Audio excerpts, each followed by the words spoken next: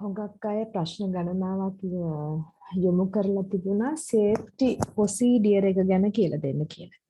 ඉතින් මේ safety procedure එක ඔබේ hear කොටසේ කොණ්ඩ සැක්සම් ශිල්පී විභාගේ NVQ විභාගේ M13 විදිහට තමයි සටහන් වෙන ඔබගේ විෂය නිර්දේශය M13 සේෆ්ටි ප්‍රොසීඩියර්ස් මොනවද මේ සේෆ්ටි ප්‍රොසීඩියර්ස් කියලා කියන්නේ. ඉතින් අපි මේක ගැන කතා කරන්න ඕනි කියලා මම හිතුවා.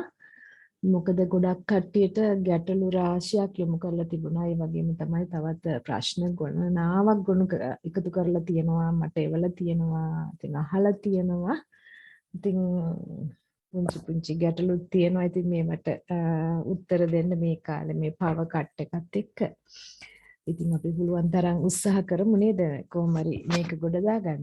ඉතින් දැන් මොකක්ද මේ සේෆ්ටි ප්‍රොසීඩියර්ස් කියලා කියන්නේ? ඉතින් ඒක ගැන කතා කරන දේවල් කරුණු කාරණා කීපයක් තියෙනවා. මොකද විභාගයට අදාළ වෙන දේවල් වගේම අපේ ජීවිතයටත් ඒවා හරිම වැදගත් වෙනවා. මොකද අපි විභාගයකට පාඩම් කරනකොට විෂය නිර්දේශයක් ආවරණය කරනකොට අපිට ජීවිතයටත් හොඟක් දේවල් ලැබෙනවා. ජීවිතය කියා දෙන වෘත්තීයමය පාඨමාලා වශයෙන් තමයි අපිට මේවා හඳුනා ගන්න තියෙන්නේ. ඉතින් ඒ වගේම අපි දන්නවා තව ගුරුවරු ගණනාවක්ම විභාගවලට වගේම විෂය නිර්දේශයට අමතරව ජීවිතය ගැන කියලා දෙනවා. ඉතින් මමත් හරි ආසාවෙන් මේ වීඩියෝ නරඹනවා. ඉතින් අපිට මේ සේෆ්ටි ප්‍රොසීඩියර් එක ඉතින් ජීවිතේටත් හරිම වැදගත්. මේ හැම දෙයක්ම ජීවිතේට හරිම වැදගත්. අපි හැම ගැන ඉගෙන ගත්තත්, අපි ලස්සන ගැන ඉගෙන ගත්තත්, අපි කොණ්ඩේ ගැන ඉගෙන ගත්තත්, විෂය නිර්දේශයක් ආවරණය කරනවා වගේම ජීවිත තක්ෂලාව ජය ගන්නත් ඒවා හරිම වැදගත් කරුණුනේ. ඒහා ඔස්සේ අපි තව ගොඩාක් දේවල් ඉගෙන ගන්නවා. ඉතින් අපි බලමු මේ සේෆ්ටි රූල්ස් කියන්නේ මොනවද කියලා. රූල්ස් මේවා නීතිමය පැත්තකටත් අපිට ගමන් කරන්න පුළුවන්කම තියෙනවා. ඉතින් මම මේවා ඔබට මේ අන්තර්ජාලය ඔස්සේ තමයි මේ රූප සටහන් හොයාගෙන තියෙන්නේ. කරුණු කාරණාත් ගොඩාක් අපිට ගන්න පුළුවන් උනේ අන්තර්ජාලය හරහා. මොකද මේ අපිට අපේ රටේ තියෙන අවාසනාව තමයි අපිට මේවට පොත්පත් හිගයි. පොත්පත් අපිට හොයාගන්න හිගයි. ඉතින් මමත් මේ ලෝකෙට එනකොට අයන්නවත් අරගෙන ආවේ නැහැ නේද? කිසිම දෙයක් නැතුව ඇවිල්ලා අයන්නත් අහුලා ගත්තේ මේ ලෝකෙන් තමයි. ඉතින් අයන්න වගේම සියලුම දේවල් අහුලා ගත්තේ මේ ලෝකෙන්. නමක් දුන්නෙත් මේ ලෝකේනේ අපිට නේද? අපිට එනකොට අපිට කිසිම දෙයක් තිබුණේ නැහැ. ඉතින් නමක් ලැබුණා, පරම්පරාවක් ලැබුණා, දෙමව්පියෝ ලැබුණා, ගොඩක් දේවල් ලැබෙන අතරතුර අපිට අයන්නත් අපි ලෝකේ තියෙන තැන් වලින් හොයාගත්තා. ඊටසේ ඒ ඔස්සේ අපි තව කරුණු කාරණා ගොඩාක් මේ ලෝකෙන් අරගෙන දැනුවත් වෙලා පන්තියෙන් පන්තිය ඉහළ ගිහිල්ලා විභාග ලියලා විශ්වවිද්‍යාලෙ ගිහිල්ලා නේද උපාධියක් සම්පූර්ණ කරගෙන ඊට පස්සේ අපි මේ වෘත්තීය පාඨමාලා පැත්තට ගිහිල්ලා ඉතින් මේ හැම දෙම මේ ලෝකෙන් ගත්ත දේවල් ලෝකෙන් ගත්ත දැනුම ලෝකෙන් ගත්ත අවස්ථාවල් ඒක අපිට මේ ලෝකෙ දීපු අවස්ථාවක්. ඉතින් ඒවත් ඔස්සේ අපි ඉදිරියට යනවා. ඉතින් ඒ අතරේ මේ රූපලාවන්‍ය සම්බන්ධව දැනුම ලබා දෙනකොටත් ඉතින් මමත් මේ ලෝකේ තියෙන දේවල් තමයි මේ උපයාගන්නේ. උකහාගන්නේ. ආවරණය කරන්නේ නේ. ඉතින් අරගෙන ඉතින් මට මේ ලංකාවේ මට ගන්න තැනක් තිබුණේ නැහැ. ඒ නිසා මම අන්තර්ජාලය හරහා මේවා ලබා ගත්තා. ඉතින් ලබාගෙන ඔබට පැහැදිලි කරලා දෙනවා. ඉතින් ඒක මම හිතන්නේ මං කරන ඔබට කරන සේවයක් කියලා. ඉතින් ඔබත් ඒ වගේ වෙන්න මේ ලෝකේ තියෙන දේවල් තමයි අපි ගන්න ටිකෙන් ටික. අපි එකතු කරගන්නේ ලෝකේ තියෙන දේවල්. ඉතින් අපිව බෙදා හදා ගන්නත් ඕනේ. ඔබගේ ජීවිතේට ඔබ ගන්න අතරතුර ඔබ ඒක බෙදා හදා ගන්න. ඒක තමයි මේ රූපලාවන්‍ය ශිල්පිනියකගේ හිතේ තියෙන ලස්සන. හරිම අලංකාරයි. නේද? හරිම ලස්සනයි. රූපලාවන්‍ය ශිල්පිනිය හරිම ලස්සනයි. ඉතින් හිත ලස්සන වෙන්න ඕනේ. අපේ ශරීරයේ අපේ අපියරන්ස් එක ලස්සන වෙන අතරතුර අපේ හිත ලස්සන වෙන්න ඕනේ. අපි අනිත් අයට ආදරය කරන්න ඕනේ. අපි දැනුම බෙදා හදා ගන්න ඕනේ. නේද? අපි ඒගොල්ලන්ගේ ජීවිතත් ආලෝකමත් කරන්න ඕනේ. ඉතින් ඒ ඔස්සේ අපේ ජීවිතය නිකම්ම ආලෝකමත් වෙනවා. ඉතින් ඒ වගේ උදාර අදහස් පෙරදරි කරගන්න එක තමයි ඔබ ආකල්පමය සංවර්ධනයක් ඇති වෙනවා ඇති කරගන්නවා කියන්නේ. ඉතින් මේ ආකල්පමය සංවර්ධනය තුලින් මේ සේෆ්ටි රෝල්ස් කියන එකත් ඉතාමත් වැදගත්. අපි වගේම අපි අපේ සේවාදායකය ආරක්ෂා කරන්න ඕනේ. ඉතින් ඒ සඳහා අපි ආරක්ෂා වෙන්න. ශිල්පීන්ගේ ආරක්ෂාව සඳහා වගේම සේවාදායකයන්ගේ ආරක්ෂාව සඳහාත් යම් නීති රීති තියෙනවා. අපි ලස්සන හදවතකින් තමයි මේ අයට සත්කාර කරන්නේ.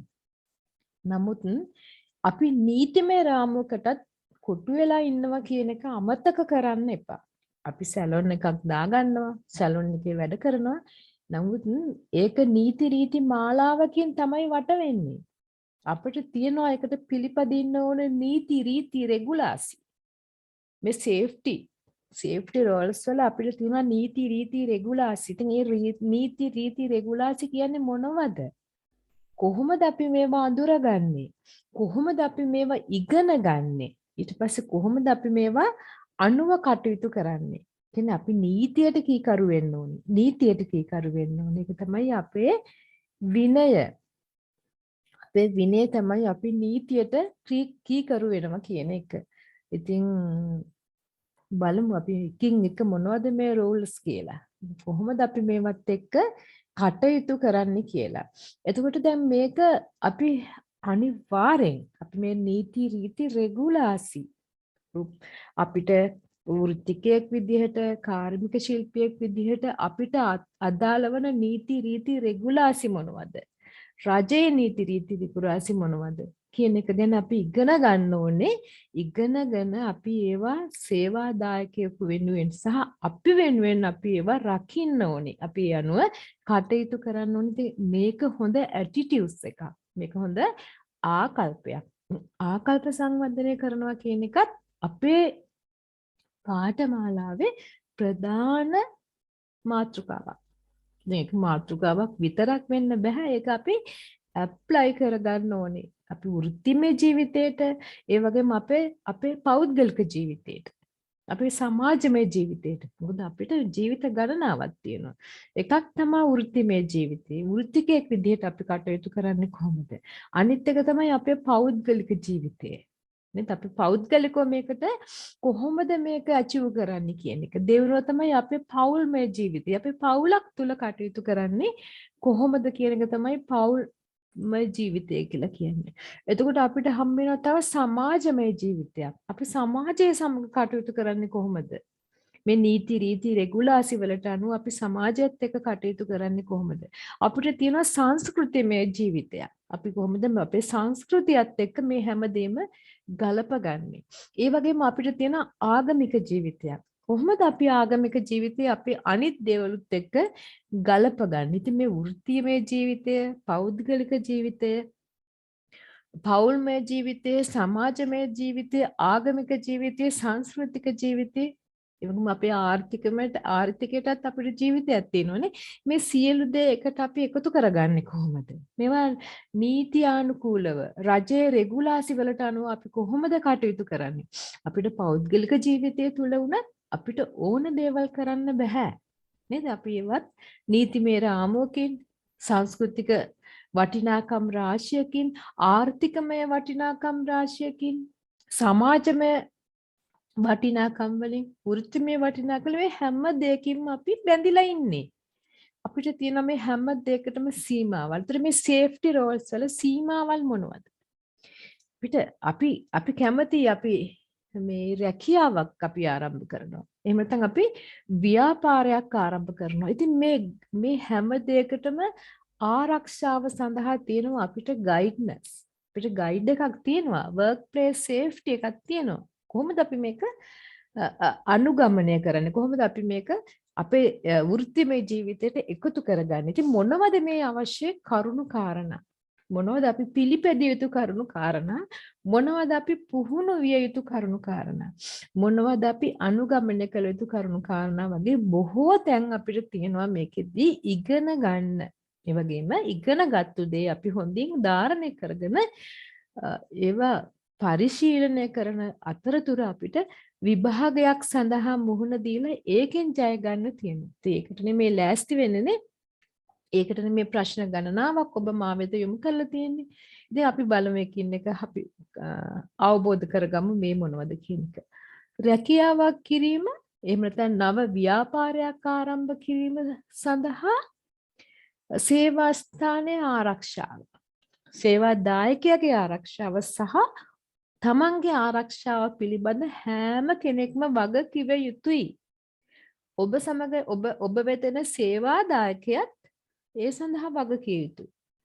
ඔබත් ඒ සඳහා වග කිය යුතුයි. සේවා ස්ථානය වගේම මිනිසුන්ගේ ආරක්ෂාව. අපේ සැලොන් එකේ ආරක්ෂාව වගේම මිනිසුන්ගේ ආරක්ෂාව සඳහාත් අපි වග කියන්න ඕනේ. ඒ අයත් අපිට වග කියන්න ඕනේ. සේවා ස්ථානයේ අනතුරුදායක වෙන්න පුළුවන්. තුවාල වෙන්න පුළුවන්. රෝගාතුර වෙන්නත් පුළුවන්. මරණය පවා සිද්ධ වෙන්න පුළුවන්. සේවා ස්ථානය තුල. මොකද අනතුරු හැම තැනම අපි ළඟ තියෙන. මොකද අපි විදුලිය පාවිච්චි කරනවා නේද? අපි පවර් පාවිච්චි කරනවානේ. අපි ඒ පවර් වලින් ඉලෙක්ට්‍රිකල් උපකරණ අපි පාවිච්චි කරනවා. විදුලි උපකරණ පාවිච්චි කරනවා විදුලිය සමග. එතෙන්දී අපිට අනතුරු වෙන්න පුළුවන්. එතකොට අපි ජලය පාවිච්චි කරනවා. ජලය සහ විදුලිය මේ සියලු දේ එකතු වුනහමත් අපිට අනතුරක් වෙන්න පුළුවන්කම තියෙනවා. මොකද අපි ජලය පාවිච්චි කරනවා අපි උණු වතුර නේ. උණු කරපු ජලය පාවිච්චි කරනවා. එතෙන්දී අපිට පිලිස්සීමක් වගේ දෙයක් වෙන්න පුළුවන්කම තියෙනවා. එතනදී අපිට තුවාලයක් ඇති වෙන්න පුළුවන්. අපිට විදුලි සැර වැදුනොත් අපිට තුවාලයක් ඇති වෙන්න පුළුවන්. ඒතර එතෙන්දී අපිට දැඩි රෝගාතුර වෙන්න පුළුවන්. ඒතර අපි තව විවිධ කිමිකල් වර්ග පාවිච්චි කරනවා. අපි ස්ට්‍රේට් ක්‍රීම් පාවිච්චි කරනවා, අපි කලර්ස් පාවිච්චි කරනවා නේද? කලර් ක්‍රීම් පාවිච්චි කරනවා, ෆර්ම් ලෝෂන් පාවිච්චි කරනවා, හෙයාර් ස්ප්‍රේස් වර්ග පාවිච්චි කරනවා. ඉතින් මේ කිමිකල් එක්ක අපට අනතුරු වෙන්න පුළුවන්. මේ කිමිකල් එක අපිට තුවාල ඇති වෙන්න පුළුවන්. ඒතර මේකෙන් අපි ලෙඩ වෙන්න පුළුවන් වගේම අපිට මරණය කියන දේ ඇති වෙන්න පුළුවන්කම තියෙනවා. ඉතින් අපි මේ work place safety guide to workplace safety අපට අවශ්‍ය වෙන්නේ මෙන්න මේ කියන දේවල් වළක්වා ගන්න. අපේ රූපලාවන්‍ය ශිල්පියා වගේම සේවාදායකයා ආරක්ෂා වීම, සේවා ස්ථානයේ අපි සමග කටයුතු කරන අනිකුත් සේවකයින් ආරක්ෂා වීම තමයි මෙතෙන්දි මේ සේෆ්ටි ගයිඩ්නස් එකෙන් අපිට දෙන්නේ. කොහොමද අපි මේක ආරක්ෂා කරගන්නේ කියලා රැකියා ස්ථානයේ ආරක්ෂාව සඳහා මාර්ගෝපදේශය. ඉතින් මෙන්න මේකට තමයි ඔබට පිළිතුරු ලියන්න සිද්ධ වෙන්නේ. තුවාල සිදුවීම, රෝගාතුර වීම හෝ මරණය විය හැකි කියන තැන ඉඳලා තමයි අපි මේක ගැන කතා කරන්නේ. වෘත්තීය සෞඛ්‍ය සහ ආරක්ෂාව පනත. වෘත්තීය සෞඛ්‍ය සහ ආරක්ෂාවට පනතක් තියෙනවා. ඒ කියන්නේ රජයේ නීති රීති සහ රෙගුලාසි තමයි මේ පනතට අයත් වෙන්නේ. රජයේ නීති රීති සහ රෙගුලාසි තමයි මේ පනතට අයත් වෙන්නේ. මේ පනතේ තියෙන සියලුම කරුණු අපට හරිම වැදගත්. අපි ඒවා පිළිපැදිය යුතුයි. අපිට ඕන නම් පිළිපදිනවා කියන තැන නෙවෙයි, අපි ඒවා පිළිපැදිය යුතුයි. Tamanට ඇඳුමක් අඳිනකොට ඒ ඇඳුම අපි අඳින්නම ඕනේ නේ. අපි ඇඳුමක් අඳින්නම ඕනේ. ඒ ඇඳුම මොන ඇඳුමද කියන එක ගැන ඔබට තීරණය කරන්න පුළුවන්, මට තීරණය කරන්න පුළුවන්. අපේ අම්මට තීරණය කරන්න පුළුවන්, තාත්තට තීරණය කරන්න පුළුවන්. එහෙම නැත්නම් පවුලේ සහෝදර සහෝදරියන්ට තීරණය කරන්න පුළුවන් ඔබ අඳින කුමන ඇඳුමද කියලා. හැබැයි ඔබ ඇඳුමක් ඇදිය යුතුයි කියන එක නම් ඒක නීතිමය රාමුවක්. අපි ඇඳුම් නැතුව අපිට එළියට යන්න බැහැනේ නේ. ඒක නීතිමය රාමුවක්. ඔබ ඇඳුම් ඇඳිය යුතුයි.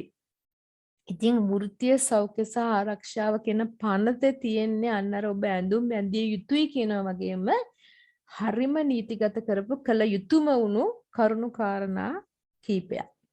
ඒවා තමයි අපි අඳුර ගන්න ඕනේ. ඉතින් අපි කියනවා තුවාලයක් සිද්ධ වීම, අසනීපයක් වැළැක්වීම, රෝගාතුර වීම වැළැක්වීම සම්බන්ධයෙන් සේවා ස්ථානයේ තියෙන ස්ථානයේ සිටින සියලුම දෙනා වග කිව යුතුයි. ඒක තමයි වෘත්තීය සෞඛ්‍ය ආරක්ෂා පනතේ තියෙන ප්‍රබලම දේ. සියලුම දෙනා වග කිය යුතුයි. සේවාදායකයා ඔබ සහ ඔබ ළඟ සේවය කරන සියලුම දෙනා, අධ්‍යක්ෂ මණ්ඩලය හෝ ගුරුවරු හෝ කිසිම ඉන්න සියලුම දෙනා මේ සම්බන්ධයෙන් වග කිය යුතුයි. කිසිම කෙනෙකුට ඒ වගකීම පැහැර හරින්න බෑ. ඇඳුම් අඳිය යුතුයි කියන වගකීම කිසි කෙනෙකුට පැහැර හරින්න බෑ. සියලුම දෙනා ඇඳුම් අඳින්න ඕනේ. ඒකනේ නේද නීතිය? ඒක නීතිය. එතකොට ඒ වගේ මෙන්න මේ සියලුම දෙනා මේකට වග කියන්න ඕනේ.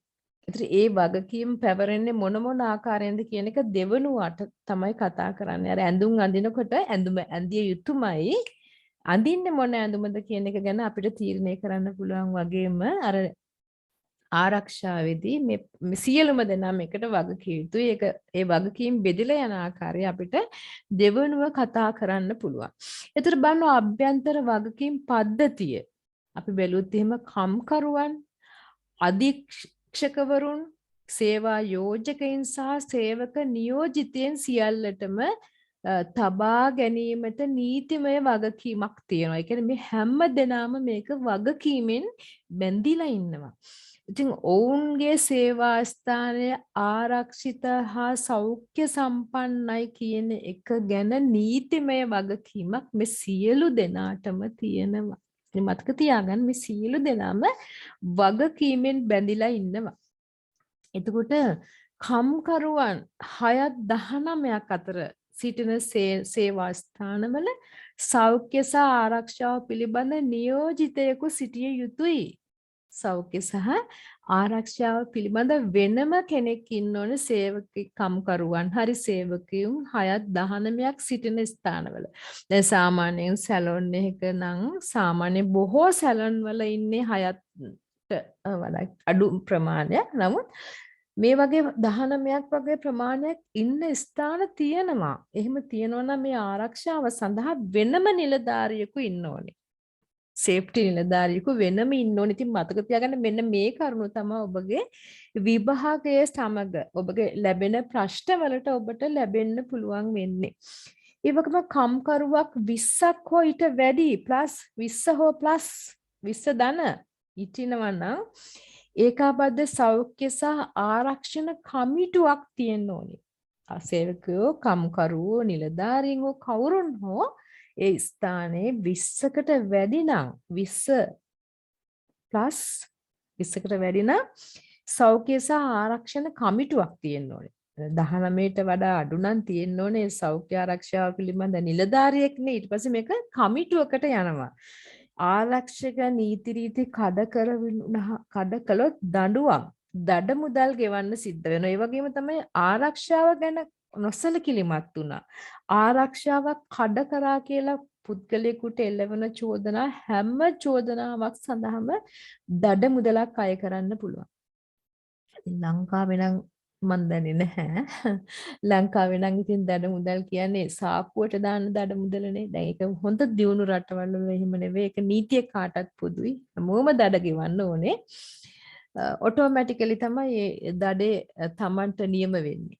ඒක අනිවාර්යෙන් ගෙවන්න ඕනේ. ලංකාවේ වගේ නම් ඉතින් සෙල්ලම් කරන්න බෑ. ඉතින් අපි ලෑස්ති වෙන්න ඕනේ ඉන්ටර්නැෂනල් මාකට් එකට. ඉන්ටර්නැෂනලි කොහොමද මේකට මුහුණ දෙන්නේ කියන එක තමයි අපි ලෑස්ති වෙන්න ඕනේ. බැරෑරුම දෙයට මුහුණ දුන්නාම අපිට ඉතුරු අනිත් ඒවා හරියම ලේසි. මතක තියාගන්න ඕන මම දැන් දෙකක් කියලා දුන්නා මේ වගකීම කියන එක සියලුම දෙනා දරන්න ඕනේ. සියලුම දෙනා කම්කරුවෝ, සේවා යෝජකයා, ඉන්න ඩිරෙක්ටර්ස්ලා, ගුරුවරු, මැනේජර්ස්ලා මේ සියලු දෙනාම දරන්න ඕනේ. ඉතින් නමුත් ඊට පස්සේ ඒ දැරීම අපි තව චුට්ටක් ඉදිරියට ගියොත් එimhe 6-19ක් අතර ඉන්නවා නම් ඒකට සෞඛ්‍ය සඳහා ඒ නීති රීති ක්‍රියාත්මක කරන්න ආරක්ෂාව සඳහා වෙනම නිලධාරියෙක් ඉන්න ඕනේ. 20කට වැඩි පිරිසක් ඉන්න ආයතනයක නම් කමිටුවක් මේ සඳහා පත් කරන්න ඕනේ. එක්කෙනෙක් විතරක් නෙවෙයි කමිටුවක් වුණාම ඊට වඩා වැඩි ප්‍රමාණයක් ඉන්නවා. ඒ වගේම තමයි කෙනෙක්ට තමන්ගේ ආරක්ෂාව සහිතක කරේ නැහැ කියන ආයතනයකට විරුද්ධව චෝදනාවක් ගෙනියන්න පුළුවන්. දඩ මුදලක් ඉල්ලන්න පුළුවන්. ඒ වගේම තමයි ඒ ඉල්ලන එක චෝදනාවට වෙනම දඩ මුදලක් ගෙවන්න සිද්ධ වෙන්න පුළුවන්. ඉතින් අපි බැලුවොත් එහෙම මොකද්ද මේ වැරදි? නිසි පුහුණුවක් හෝ පළපුරුද්දක් නොමැතිකම. නිසි පුහුණුවක් හෝ පළපුරුද්දක් නොමැති රූපලාවන්‍ය ශිල්පියෙකුට එන චෝදනාව සඳහා දඩ ගෙවන්න සිද්ධ වෙනවා. ඉතින් ඒ ඔස්තේනේ අපි කියන්නේ NVQ සහතිකය ලබා ගන්න කියලානේ. NVQ සහතිකය කියන්නේ ලයිසන් එකක්. මේ NVQ සහතිකය එහෙම තමයි ලයිසන් එක ලබා ගත්තාම නිසි පුහුණුවක් සහ පළපුරුද්දක් තියෙනවා කියන එක ගැන සහතිකයක් තියෙනවා. ඉතින් එහෙම නිසි පුහුණුවක් හෝ පළපුරුද්දක් නොමැති නම් ඉතින් ඔබට වැඩිපුර ඒ සඳහා වන්දි ගෙවන්නට සිද්ධ වෙනවා කියලා තමයි අපිට කියන්න තියෙන්නේ. රැකියා ස්ථානයේ සිද්ධ වෙන මේ අනතුරු ගැන හුරු නැති නව සේවකයින් පළපුරුදු සේවකයින්ට තුවාල වගේ සිද්ධේවල් සිද්ධ වෙනවා අඩුයි. එතකොට ඒ අය නැතුව මේ අලුත් අයට අනතුරු ගැන හුරු නැති සේවකයන්ට ඔවුන්ගේ නීත්‍යානුකූල තත්ත්වය ගැන දන්නේ නැහැ. පරණ සේවකයෝ දන්නවා නීත්‍යානුකූල තත්ත්වය ගැන. ඉතින් මේ නිසි පුහුණුවක් හෝ පළපුරුද්දක් නොමැති කෙනා නීතියානුකූල අයිතිවාසිකම් ගැන දන්නේ නැහැ. හැබැයි දන්නේ නැහැ කියන එක වරදට සමාවනන් නෙවෙයි. අපේ රටේ තියෙන දෙයක් තමයි අපි නීතිය ඉදිරියට ගියාම නීති රෙගුලාසි නීති වගන්ති ඉස්සරහට එනවා කියලා කියනවා මිසක දන්නවද නැද්ද කියන එක ගැන නම් අහන්නේ නැහැ කවුරුත්. මේක මතක තියාගන්න. සියලුම සේවකයින්ට ආයතනයක් තුල තියෙන සියලුම සේවකයින්ට අපි සේවකයෝනේ. ලෝකේ ඉන්න හැමෝම සේවකයෝ. නේද? මේ සේවකයින්ට තමන්ගේ ආරක්ෂාව සහ සෞඛ්‍ය ආරක්ෂාව පිළිබඳ නීතිමය අයිතිවාසිකමක් තියෙනවා. ඉතින් ප්‍රශ්න අහන්න බිය නම් ප්‍රශ්න වලට ලැජ්ජ වීම වෙනම් මේක අදක්ෂකමක් ලෙස තමයි පෙනී යන්නේ. ඒතර නිසි පුහුණුවක් හෝ සමාවෙන්න නිසි පුහුණුවක් හෝ පළපුරුද්දක් නොමැති අය විදිහට තමයි නාමනය වෙන්නේ. ප්‍රශ්න අහන්න බය, ප්‍රශ්න ඇසීමට ලැජ්ජාය, අදක්ෂයි, පුහුණුව නැහැ කියන දෙක තමයි තීරණය වෙන්නේ. ඒතර මතක තියාගන්න සියලුම සේවකයින්ට තමන්ගේ සෞඛ්‍ය ආරක්ෂාව ගැන නීතිමය අයිතිවාසිකමක් තියෙනවා. දැන් අපි පල්ලෙහාට කතා කරනවා මොකක්ද ඒක නීතිමය අයිතිවාසිකම් කියන්නේ කියලා. සේවා යෝජකයා ඔබගෙන් සේවය ලබා ගන්නා සේවා යෝජකයා සහ ඔබේ අධීක්ෂකවරුන් සියල්ලෝම සෞඛ්‍ය සහ ආරක්ෂාව සඳහා වගකීම් බෙදා ගන්නවා. සෞඛ්‍ය සහ ආරක්ෂාව සඳහා වගකීම බෙදා ගන්නවා. මතක තබා ගන්න. අපිට සේවකයෙකු අපේ ආයතනය සඳහා යොදවා ගන්න පුළුවන් අවුරුදු 18 ඉක්මවපු සේවකයෝ පමණයි. අවුරුදු 18 ඉක්මවපු සේවකයෝ පමණයි. සියලුම කර්මාන්ත ආයතනය සඳහා වයස අවුරුදු 14 15 වයස්වල ළමුන් පාසල් වේලාව තුල සේවයේ යොදවා නොගත යුතුයි කියලා කියනවා. සේවය නොගත හැක. ඒක නොගෙන ඉන්න පුළුවන් පාසල් වේලාව තුල. හැබැයි ඉතින් එයාලට රැකියාවක් අවශ්‍ය නම් පාසල් වේලාවෙන් පිට අපට රැකියාවක් දෙන්න පුළුවන්කම තියෙනවා. මොකද බොහෝ ළමයි දුප්පත් ළමයි ඉගෙන ගන්නවා මේ තමන් රැකියාවක් කරන අතරතුර. ඒකට ඒගොල්ලන්ව යොදවන්න බැරි උදෑසන පාසල් වේලාවේදී පමණයි. නැත්නම් අපිට ලබා ගන්න පුළුවන්. එහෙම නැත්නම් අපිට අවුරුදු 18ට වැඩි සේවකයෝ තමයි ගන්න පුළුවන්කම තියෙන්නේ. මෙන්න මේ නීති රීති මාලාව මතක තබා ගන්න. සේවා යෝජකයා. ඒතර අපේ සේවා යෝජකයා ඔබ මෙහෙමයි සේවා යෝජකයා කියන්නේ ඔබ සැලොන් එකක වැඩ කරනවා. ඔබ සැලොන් එකක වැඩ කරනවා නම් ඒ තමයි සේවා යෝජකයා. ඔබ සේවය සපයන්නේ ඔහුට හෝ ඇයට ඒ ආයතනයේට. එතකොට ඔබේ සේවා යෝජකයා සෞඛ්‍ය හා ආරක්ෂිත ප්‍රතිපත්ති සහ වැඩසටහන් ස්ථාපිත කරන්න ඕනේ. සෞඛ්‍ය සහ ආරක්ෂිත ප්‍රතිපත්ති වැඩසටහන් ස්ථාපිත කරන්න ඕනේ. නැතිනම් ඔබට විරුද්ධ වෙන්න පුළුවන්කම තියෙනවා. ඔබ එහෙම නැත්නම් ඔබ සේවා යෝජකයෙක් නම් ඔබේ සේවකයින්ට ඒ සඳහා විරුද්ධ වෙන්න ඒ සඳහා කතා කරන්න ප්‍රශ්න අහන්න අයිතියක් තියෙනවා. ඉතින් හුඟක් වෙලාවට වර්තමාන සමාජයේ තුරු නම් ප්‍රශ්න අහන අයට ගොඩක් අය කැමති නැහැ. ප්‍රශ්න අහන අයට කැමති නැහැ. ඉතින් ප්‍රශ්න අහන්න ඕනේ. ප්‍රශ්න අහන්න එක අයිතිය. ප්‍රශ්න අහන්නක නිවැරදි කිරීමක්, තමන් නිවැරදි කර ගැනීමක් සහ තමන්ගේ සේවා යෝජකයා නිවැරදි වීමක් එතෙන්දී සිද්ධ වෙනවා. එතකොට දැන් මේ සේවා යෝජකයා සෞඛ්‍ය ආරක්ෂක ප්‍රතිපත්ති සහ වැඩසටහන් ස්ථාපිත කරනවා වගේම තමන්ගේ සේවකයන්ට අවශ්‍ය පුහුණුව ලබා දෙන්න ඕනේ. ඔබ මතක තියාගන්න ඔබේ සැලොන් එකක් තියෙනවා නම් ඔබගේ ඔබගේ සේවකයන් ඔබ ලබා ගන්නා සේවකයන් පුහුණු කිරීම ඔබේ අවිතිය. ඔබේ ඌමනාව මත ඒ සිද්ධ වෙන්න ඕනේ. ඔබට ඒක කළ යුතුමයි. ඔබේ කළ යුතුමයි ඔබේ රූපලාවන්‍යාගාර තුල ඉන්න සේවකෙන් ඔබ තමයි පුහුණු කරගන්න ඕනේ. ඕන්ට පුහුණු වෙලා ඔබ වෙතට එන්න කියලා කියන්න ඕන නැහැ. තමන් පුහුණු කරන්න ඕනේ. මොකද එහෙම පුහුණුවක් නැති සේවකෙක් තමන් ළඟ ඉන්නවා නම් තමන් තමයි මේ පුහුණුව සඳහා යොමු කරන්න ඕනේ. මම හිතන්නේ මේක පිට රටවල් වල නම් හරියට කරනවා. සේවකෙක් තමන්ගේ ආයතනයට තමන්ගේ සැලොන් එකට බඳවගත්ත දවසේ ඉඳලා එයා පුහුණු කරනවා. ඒ හැම දෙයක් ගැනම පුහුණුව ලබා දෙනවා. ඉතින් ඒක සේවා යෝජකයාගේ කාර්යයක් කළ යුතුම දෙයක්. ඒතකොට ඒ වගේම සේවා යෝජකයා ආරක්ෂිත රැකියා කාර්ය සාධන සඳහා තොරතුරු රැකියාව ආරක්ෂිතව කරන්න අවශ්‍ය තොරතුරු උපදෙස් සහ අධීක්ෂණය කරන්න ඕනේ. තොරතුරු දෙන්න ඕනේ. උපදෙස් ලබා දෙන්න ඕනේ. කවුන්සලින් කරන්න ඕනේ. වගේම ඒක නියාමනය කරන්න ඕනේ. බලන්න ඕනේ මේක හරියට වෙනවද කියලා. ඒ වගේම තමයි අවශ්‍ය ආරක්ෂිත උපකරණ තමන්ගේ සේවකයාට සපයන්න ඕනේ. තමන්ගේ සේවකයන්ට අවශ්‍ය ආරක්ෂිත උපකරණ සපයන්න ඕනේ. ඒතර වැඩබිමේ තියෙන උපද්‍රව පිළිබඳ තමන්ගේ සැලොන් එකේ තියෙන උපද්‍රව පිළිබඳ තොරතුරු සපයන්න ඕනේ.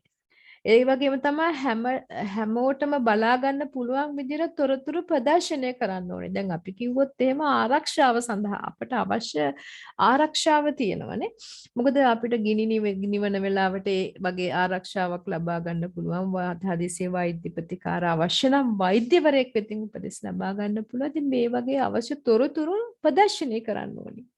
අපේ සැලොන් එක නම් අපි අනිවාර්යෙන් හදිසිය අපිට කතා කරන ડોක්ටර් කෙනෙක් ඉතින් අදිස්සිය අපිට 3 wheeler එකක නම්බර එකක් නේ ડોක්ටර් කෙනෙක්ගේ නම්බර එකක් ගිනි නිරූපකරණ වල නම්බර එක වගේ දේවල් අපි ප්‍රදර්ශනය කළා තියන්න ඕනේ පහසුවෙන් බලා ගන්න පුළුවන් විදිහට. අතුරු දැන් අපි දන්නවා අපිට හදිස්සියෝ තියෙනවා මේ හදිසි අවස්ථාවක පාවිච්චි කරන්න මේ ගිලන් රථ නැත්නම් ඇම්බියුලන්ස් අර සුව සේවා කියලා මම හිතන්නේ නොමිල කරන දේකුත් තියෙනවා හදිස්සියන එකක් අනේ ඒවා මොකද මේ සාමාන්‍ය ඉස්පිරිතාලේ ඇම්බියුලන්ස් එකක් එහෙම නිකන් අපිට ගෙන්න ගන්න බැහැනේ. නමුත් අර වගේ දෙයක් අපිට ගෙන්න ගන්න පුළුවන් සුවසැරිය කියන එක. අන්න ඒ වගේ ආගේ නම්බර්ස් ඔබ ප්‍රදර්ශනය කරලා තියන්න ඕනේ. ඒක නීතියක්. ඒක රෙගුලාසියක්. ඊට පස්සේ අධීක්ෂක එදිර සේවා යෝජකයා වගේම අපි කියනවා මේ අධීක්ෂණය සඳහා නිලධාරීන් ඉන්න ඕනි කියලා. ඉතින් නීතිය සහ සමාගමේ නැත්නම් අපේ සැලොන් එකේ ආරක්ෂක නීති අනුගමනය කරන වගට වග බලා ගන්න ඕනේ. ඒතර ඕනෑම රැකියා අනතුරක් වළක්වා ගන්න පුළුවන් වෙන්න ඕනේ අධීක්ෂක මගින්. ඒ කියන්නේ අනතුරක් සිද්ධ වෙන්නේ නොවෙන්න. අනතුරක් සිද්ධ නොවෙන්න වගකීම දරනවා. ඒ වගේම එතකොට අපිට අනතුරු වළක්වා ගන්න පුළුවන්කම තියෙනවා. එතකොට නීති රීති අනුගමනය කරොත් විශේෂයෙන් ආරක්ෂක නීති රීති අනුගමනය කරොත් සේෆ්ටි ප්‍රොසීඩියර්ස් අනුගමනය කරොත් අපිට මේක කරන්න ලේසි අපිට අනතුරු වළක්වා ගන්න පුළුවන්කම තියෙනවා. මතක තියාගන්න මේ කරුණු කාරණා ටික හරියට නිවැරදිව ඊට පස්සේ අපිට එක දෙයක් තමයි නීතියට කීකරු වෙන එක. නීති ගරුක වුණොත් නීතියට අනුව කටයුතු කරොත් අපිට මෙන්න මේ බොහෝ ගැටලු වළක්වා ගන්න පුළුවන්. අපි යන්ත්‍ර සහ වැඩ කරන උපකරණ ආරක්ෂිතව භාවිතා කරන්න ඕනේ. ඉතින් ඒක නීතියක්. අපිට නීතියක් දාලා තියෙන්නේ අපිට ෆේස් මාස්ක් එකක් පාවිච්චි කරන්න ඕනේ කියලා එළියට යනකොට ඉතින් ඒක හැමෝම දැන් කරනවා.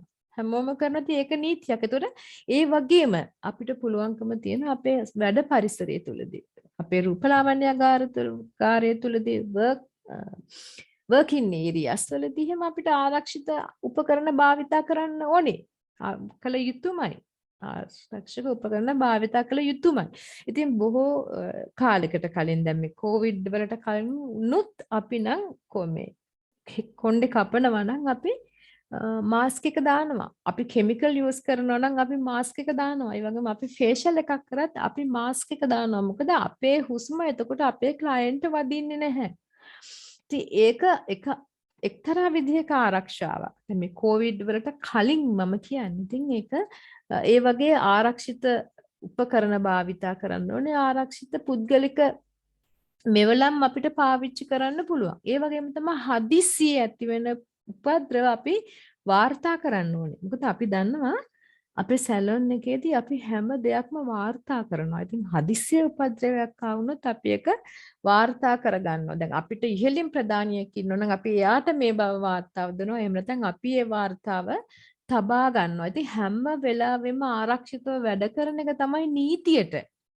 අපි අවනත වෙනවා කියන්නේ ආරක්ෂිතව වැඩ කරනවා කියන එක. ඒ නිසා මතක තියාගන්න නීතියක් තමයි ආරක්ෂිතව වැඩ කරනවා කියන එක. නීතියක් තමයි යන්ත්‍ර සහ උපකරණ ආරක්ෂිත උපකරණ භාවිතා කරන එක. ඒ වගේ තමයි නීතියක් තමයි අවශ්‍ය පෞද්ගලික උපකරණ පළඳින එක.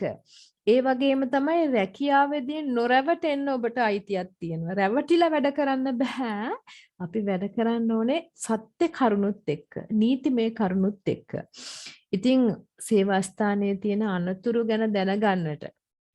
ඒතර ඒ වගේ සේවා ස්ථානයේ මෙන්න මේ අනතුරු තියෙනවා කියන එක අපි මුලින්ම දැනගන්න ඕනේ. මොකද අපි සේවකයෙක් ගන්නවා නම් අපි මුලින්ම යාට අවබෝධ කරලා දෙන්න ඕනේ මේ අනතුරු ඔබට තියෙනවා. ඊට පස්සේ අපි බලන්න ඕනේ මේ ඒ සඳහා පුහුණුවක් ලබා ගන්න. අපි තව කෙනෙක් යටතේ වැඩට යනවා නම් අපිට ඒ සඳහා පුහුණුවක් ඉල්ලන්න පුළුවන්කම තියෙනවා. එහෙම නැත්නම් අපි අපේ සැලොන් එකක් නම් අපේ ළඟට එන සේවකයන්ට ඒ පුහුණුව ලබා දෙන්න ඕනේ. ඉතින් ඔන්න කරුණු දෙක හරිම වැදගත් වෙනවා. ඊට පස්සේ රැකියාව ආරම්භ කිරීමට පෙරයි මේ පුහුණුව ලබා දෙන්න ඕනේ. රැකියාව ආරම්භ කිරීමට පෙර පුහුණුව ලබා දෙන්න ඕනේ. ඒ පුහුණු සහතිකේ ආරක්ෂාව පිළිබඳව ලබා ගන්නා පුහුණු සහතිකේ රැකියාව ආරම්භ කිරීමට අපි කෙනෙකුට සත්කාරය ආරම්භ කිරීමට හරිම වැදගත් වෙනවා. එතකොට රැකියා ස්ථානයේ පුහුණුව වගේම මේ දේවල් අධීක්ෂණය කරන්නත් ඕනේ. අපි කරන දේ අපිටම අධීක්ෂණය කරගන්න පුළුවන්. අපේ සේවකයන් වැඩ කරන දේවල් අපට අධීක්ෂණය කරන්න පුළුවන්. ඉතින් ඒක අපි හරියට කරන්න ඕනේ. ඉතින් කාර්යයන් අපි කරන කාර්යයන් අපේ ජොබ් එක ආරක්ෂිතව ඉටු කිරීමට උපද්‍රව සඳහා තොරතුරු සමග සහභාගී වීමේ අයිතිය තියෙනවා අපිට. අපේ සේවකයින්ට ඒ අයිතිය තියෙනවා කියන එක මතක තියාගන්න. එතකොට සේවකයින් මේ අයිතිය ඔස්සේ කටයුතු කරනවා. ඒ වගේම තමයි ඒකාබද්ධ සෞඛ්‍ය සහ ආරක්ෂණ කමිටුවේ සමාජිකයෙකු වෙන්නත් ඔබට අයිතියක් තියෙනවා. ඔබ කිසි ආයතනයක රැකියාව කරනවා නම් අපි කිව්වා මේ 20කට වැඩි 20+ කියලා තිබුණොත් අපිට සෞඛ්‍ය ආරක්ෂණ කමිටුවක් අපිට තියෙන්න ඕනේ. ඒ කමිටුවේ සමාජිකයෙක් වෙන්නත් අපිට පුළුවන්කම තියෙනවා. ඒ වගේම තමයි සෞඛ්‍ය සහ ආරක්ෂා පරීක්ෂා කිරීම සඳහා උදව් වෙන්න ඕනේ. සෞඛ්‍ය සහ ආරක්ෂා පරීක්ෂා කිරීම සඳහා උදව් වෙන්න ඕනේ. පුහුණු වීම වලට සහභාගී වෙන්න ඕනේ. අනාරක්ෂිත වැඩ සහ හදිසි ඇති වෙන අවස්ථාවන් සඳහා විසඳුම් හඳුනා ගැනීමටත් පුළුවන් වෙන්න ඕනේ. මෙන්න මේ සියලුම දේවල් නීතියට යටත් වෙනවා. මේ කියපු කරුණු කාරණා ටික නීතියට යටත් වෙනවා කියන එක මතක තියාගන්න ඕනේ. එහෙනම් ඔබ ආරක්ෂිත උපකරණ පාවිච්චි කරන්න, ආරක්ෂිත ඇඳුම් පැළඳුම් පාවිච්චි කරන්න, ඒ වගේම අනතුරු ගැන දැනගන්න. ඒතර මේව සඳහා පුහුණුවක් ලබා ගන්න. හදිසි අවස්ථාවකට ක්‍රියා කරන්නේ කොහොමද කියන එක පුහුණුවක් ලබා ගන්න. ඒ වගේ මේවා අධ්‍යයනය කරන්න, ඒවා අධීක්ෂණය කරන්න. ඒතර උපද්‍රව මොනවද කියලා අඳුර ගන්න. උපද්‍රව වලින් වැළකෙන්නේ කොහොමද කියලා අඳුර ගන්න. ඒතර මේ සියලු දේවල් තව අපි වාර්තා කරන්න. ඉතින් මේවට අපි නීතියේ වශයෙන් බැඳිලා ඉන්නවා. ඒ වගේම තමයි පුහුණු වීම වලට සහභාගී වෙන්න. විසඳුම් හඳුනාගන්න මේ සියලු දේවටම අපි නීතිමය වශයෙන් බැඳිලා ඉන්නවා කියන එක මතක තියාගන්න. ඒතර ඔබට ප්‍රශ්නයක් එල්ල වුණොත් එහෙම මොනවාද මේකේ නීතිමය කරුණු? නීතිමය කරුණු ටික තමයි අපි මේ කතා කරේ. ඒ වගේම තමයි අපිට නීතිමය වශයෙන් ප්‍රතික්ෂේප කිරීමේ අයිතියකුත් තියෙනවා. සේවකයෙක් ඔබ අසුරේ වැඩ කරන සේවකයෙක්, ඔබ යටතේ වැඩ කරන ශ්‍රේවකයෙක්ට බල කරන්න බෑ මොනවා හරි දෙයකට. දැන් එයා හිතුවොත් එයාට මේක අනතුරුදායකයි කියලා. ඒකට බල කරන්න බෑ. ඉතින් එයාට ප්‍රතික්ෂේප කරන්න පුළුවන්. සමහර විට සමහර අයට ඇලර්ජික්ස් තියෙනවා. ඇලර්ජික් තියෙන කෙනෙකුට අපි කිමිකල් එකක් යූස් කරන්න කිව්වොත් ස්ට්‍රේට් එකක් කරන්න, එහෙම නැත්නම් ෆර්ම් එකක් කරන්න, බොන්ඩින් එකක් කරන්න, කලර් එකක් කරනක අයින් වෙන්න පුළුවන්. එයා අපේ සේවකේ කියලා එයාට ඒක කරන්න බල කරන්න බෑ. එයාට තියෙනවා අයිතියක් මේකෙන් අයින් වෙන්න. ඉතින් එයා හිතුවත් මේක අනාරක්ෂිත ජොබ් එකක්. කියලා ඒ වෙලාවට අපි දැන් ෆර්ම් කරන එක එයාට ප්‍රතික්ෂේප කරන්න පුළුවන්.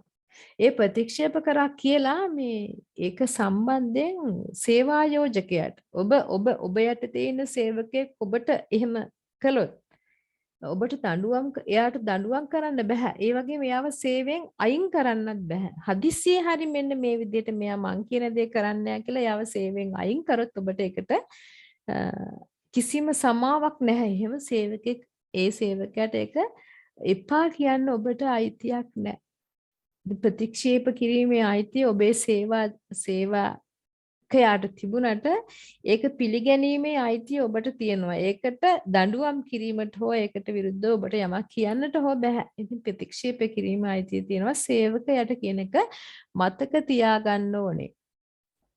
ඔබට අවශ්‍ය ආරක්ෂිත පුහුණුව ඇති බව සහතික කිරීම සඳහා ඔබේ සේවා යෝජකයා සහ අධීක්ෂකවරුන් වගකිය යුතුයි. දැන් අපි සේවකයෙක් ගත්තොත් ඒ සේවකයාට පුහුණුවක් නැත්තම් ඔබ ව්‍යාපාරයක් කරනවා නම් සැලොන් එකක් කරගෙන යනවා නම් ඒකේ ඔයගොල්ලෝ ගන්න මේ සේවකයාට පුහුණුවක් නැහැ. ඉතින් මොකක් හරි අනතුරක් වුණාට පස්සේ මෙයා අලුත් කෙනෙක්.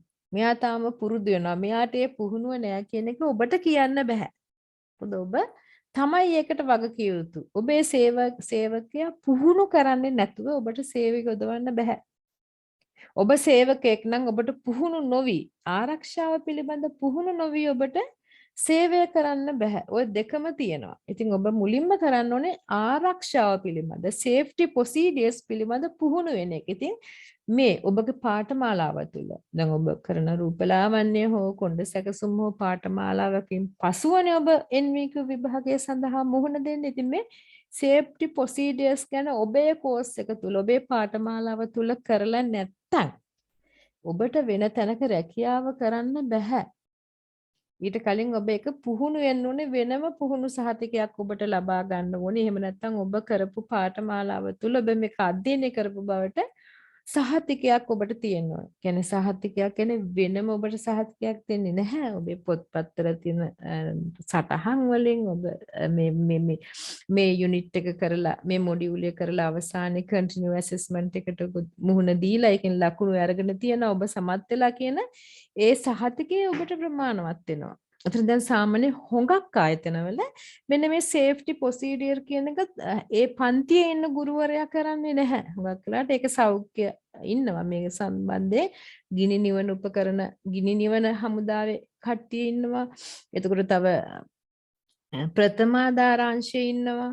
ඉතින් ඒ වගේ විශේෂඥ දැනුම තියෙන කෙනෙක් ලවා මේ පුහුණුව ලබා දෙන එක කරනවා. ඉතින් ඒ වගේ එහෙම පුහුණුවක් ලබා දුන්නාම ඒක තමයි ඔබට ලැබෙන සහතිකය. ඉතින් ඒ සහතිකයත් ඔබට තියෙනවා නම් ඔබට යම් කිසි තැනක රැකියාව කරන්න පුළුවන්.